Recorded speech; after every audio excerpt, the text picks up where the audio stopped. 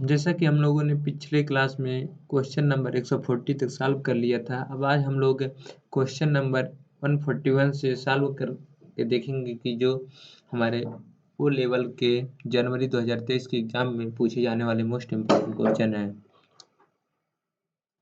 तो क्वेश्चन है, निम्नलिखित में से कौन सा लेयर आईपी मॉडल में प्रेजेंट नहीं है लेकिन वीएसआई मॉडल में इंक्लूड है। तो आप सभी लोग जानते होंगे जो सेशन लेयर होता है वह सेशन लेयर मेरा जो होता है वह है वीएसआई मॉडल में प्रेजेंट है, बट टीसीपी आईपी मॉडल में यह मेरा प्रेजेंट नहीं है। यह सेशन लेयर भी एप्लीकेशन लेयर के अंतर्गत आ जाता है, किसमें? टीसीपी आईपी में। आते हैं नेक्स्ट क्वेश्चन पे। इंटरनेट पर हाइपर लिंक्ड किए गए डॉक्यूमेंट को का कलेक्शन है, मतलब मेरे इंटरनेट पर जो हाइपर लिंक्ड है डॉक्यूमेंट का कलेक्शन किए गए हैं उससे हम लोग क्या कहते हैं? तो आप सभी लोग जानते होंगे जो वर्ल्ड वाइड वेब होता है, मतलब www, यह होता है इंटरनेट पर हाइपरलिंक द्वारा किए गए डॉक्यूमेंट्स का कलेक्शन को हम लोग कहा जाता है www, वर्ल्ड वाइड वेब। आते हैं नेक्स्ट क्वेश्चन पे। निम्नलिखित में से कौन सा डोमेन का गलत एग्जाम्पल है?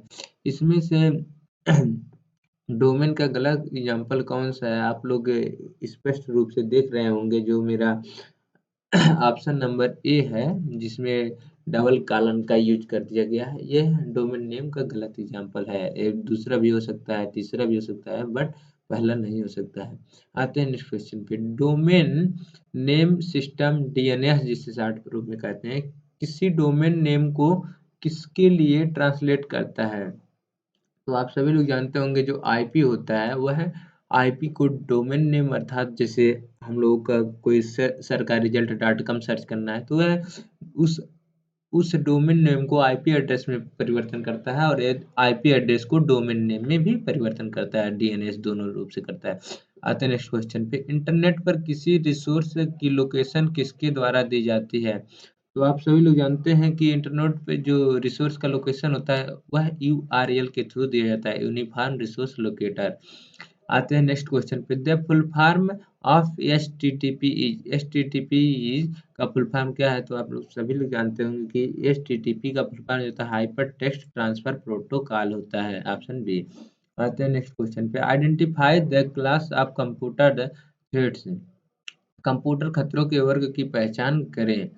तो यहाँ पर हमारा ऑप्शन हो जाएगा बी, डॉस अटैक जो होता है, डिस्क ऑपरेटिंग सिस्टम जो होता है डॉस अटैक, वह आइडेंटिफाई मतलब कंप्यूटर खतरों के वर्ग के अंतर्गत आता है। आते हैं नेक्स्ट क्वेश्चन। निम्नलिखित में से कौन सा मेमोरी नॉन वोलाटाइल है? यहाँ वोलाटाइल नहीं पूछा दोस्तों, नॉन वोलाटाइल, जो वोल्टेज पे डिपेंड नहीं रहता है। तो आप इसके बारे में परिचित होंगे कि जो मेरा रोम होता है, रीड ओनली मेमोरी, वह नॉन वोलाटाइल होता है, बट जो रैम होता है वह वोलाटाइल होता है, वह वोल्टेज पे डिपेंड कर रहा है। जब तक मेरा वोल्टेज रहेगा तब तक रहेगा, उसके अंदर लिखे डेटा, वोल्टेज हटते ही डेटा गायब हो जाता है। आते हैं नेक्स्ट क्वेश्चन पे। कंप्यूटर के रूम में एक प्रॉक्सी सर्वर का उपयोग किया जाता है। तो अब मेरा ऑप्शन है विथ एक्सटर्नल एक्सेस के साथ प्रॉक्सी सर्वर का जो यूज किया जाता है अपने कंप्यूटर में वह विथ एक्सटर्नल एक्सेस। आते हैं नेक्स्ट क्वेश्चन पे। लैन यूजर को कंप्यूटर प्रोग्राम और डेटा शेयर करने के लिए परमिशन देता है। तो जो फाइल सर्वर होता है वह लैन यूजर को कंप्यूटर प्रोग्राम और डेटा शेयर करने के लिए परमिशन देता है, कौन सा? File server. आते हैं नेक्स्ट क्वेश्चन पे। कौन सी ट्रांसमिशन टेक्निक गारंटी देता है कि डेटा पैकेट रिसीवर को उसी ऑर्डर में रिसीव्ड होंगे जिसे ऑर्डर में सेंडर द्वारा भेजे गए थे? तो इसका जो सर्किट स्विचिंग होता है, सर्किट स्विचिंग के थ्रू मेरा डेटा उसी ऑर्डर में पहुंचते हैं जिस ऑर्डर में सेंडर द्वारा भेजा गया है रिसीवर के पास, उसी प्रकार वह डेटा रिसीव होगा। आते हैं नेक्स्ट क्वेश्चन में। निम्नलिखित में से किसे साइबर सिक्योरिटी का एक एलिमेंट माना जाता है? तो ऑल ऑफ दीज इसका ऑप्शन सही हो जाएगा। Application security, operational security, network security, ये सब साइबर सिक्योरिटी के अंतर्गत आते हैं। आते हैं नेक्स्ट क्वेश्चन में। कौन सी मेमोरी नॉन वोलाटाइल होती है और इसे केवल एक बार लिखा जा सकता है? जो हम लोगों का पी रोम होता है, प्रोग्रामेबल रीड ओनली मेमोरी, इसमें केवल एक बार सिर्फ डेटा लिख सकते हैं। तो यह एक चूक, जबकि रोम है तो नॉन वोलेटाइल होगा, और यह प्रोग्रामेबल मतलब इसमें केवल एक बार हम लोग प्रोग्राम लिख सकते हैं। आते हैं नेक्स्ट क्वेश्चन पे। जब mail server other mail server को मेल भेजता है तो यह हो जाता है। तो जब एक मेल सर्वर अदर मतलब मेल सर्वर को मेल भेजता है तो यह एसएमटीपी क्लाइंट हो जाता है, मतलब simple mail transfer protocol client हो जाता है। आते हैं नेक्स्ट क्वेश्चन पे। प्रॉक्सी सर्वर को किस नेम से भी जाना जाता है? तो एप्लीकेशन लेवल गेटवे जो होता है, एप्लीकेशन लेवल गेटवे को हम लोग प्रॉक्सी सर्वर के नाम से जानते हैं। आते हैं नेक्स्ट क्वेश्चन पे। आईपी सिक्योरिटी के दो मोड्स कौन से हैं? तो आईपी सिक्योरिटी के दो मोड ट्रांसपोर्ट एंड टनल हैं। आईपी सिक्योरिटी के दो मोड्स ट्रांसपोर्ट एंड टनल हैं। आते हैं नेक्स्ट क्वेश्चन पे। उस मालवेयर की पहचान करें जो किसी इन्फेक्शन के थ्रू प्रकृत मतलब रिप्लिकेट या क्लोन नहीं करता है।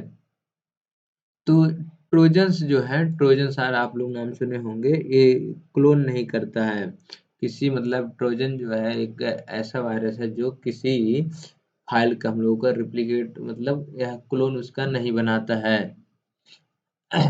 आते हैं नेक्स्ट क्वेश्चन पे। बाइनरी नंबरिंग सिस्टम में 0 और 1 बाइनरी डिजिट या कहा जाता है। तो जो 0 और 1 में उसमें हम लोग बाइनरी डिजिट या बिट्स कहते हैं, क्या बिट्स कहते हैं। आते हैं नेक्स्ट क्वेश्चन पे। निम्नलिखित में से निम्नलिखित में से किसका उपयोग 802.3 ईथरनेट को मीडियम के रूप में नहीं किया जा सकता है? तो जो मेरा ए माइक्रोवेव लिंक है, ए माइक्रोवेव लिंक, इसको हम लोग इस रूप में नहीं कर सकते हैं, माइक्रोवेव लिंक को। आते हैं नेक्स्ट क्वेश्चन पे। उस नेटवर्क की पहचान करें जो एक पब्लिक नेटवर्क पर एक प्राइवेट नेटवर्क का विस्तार करता है। तो ऑप्शन सी जो हो जाएगा दोस्तों इसका, वर्टिकल प्राइवेट नेटवर्क जो होता है वह पब्लिक नेटवर्क पर एक प्राइवेट नेटवर्क का विस्तार करता है। तो दोस्तों आज के लिए इतना, हम लोग जल्दी ही नेक्स्ट वीडियो लाएंगे। जय हिंद।